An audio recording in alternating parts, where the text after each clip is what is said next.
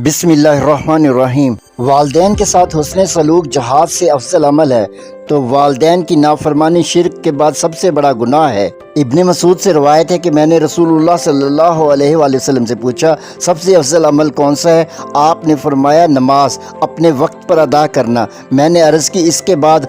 आपने फरमाया, वालदैन के साथ नेकी करना और इसके बाद अल्लाह के रास्ते में जहाद करना। ये बात आप सल्लल्लाहु अलैहि वसल्लम ने कई मरतबा दोहराई।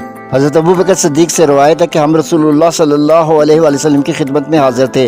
आपने फरमाया, क्या मैं तुम्हें गुनाहों में सबसे बड़े गुनाहों से आगाह ना करूं? आपने ये 3 मरतबा फरमाया। वो गुनाह ये हैं: अल्लाह के साथ किसी दूसरे को शरीक ठहराना, वालदैन की नाफरमानी करना और झूठी गवाही देना। आप टेक लगाए हुए थे, लेकिन ये कहने के बाद आप बैठ के और इस फरमान को दोहराने लगे कि हमारे दिल में आया काश आप खामोश हो जाएं। सही मुस्लिम अहादीस नंबर 253 और 260।